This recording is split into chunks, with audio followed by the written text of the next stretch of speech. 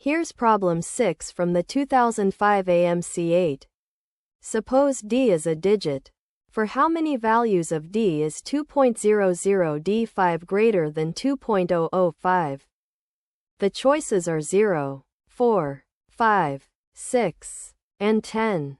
You can pause here and solve the problem before seeing the solution.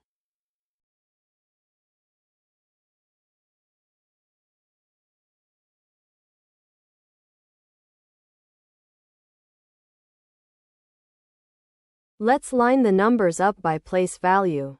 Write 2.005 with extra zeros as 2.0050. Then compare digit by digit. Every digit matches until the thousandths place.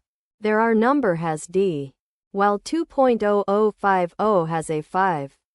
So it comes down to comparing D with 5.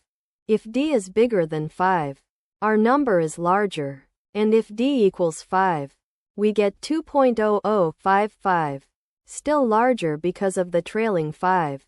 So we need D at least 5. The digits that work are 5, 6, 7, 8, and 9.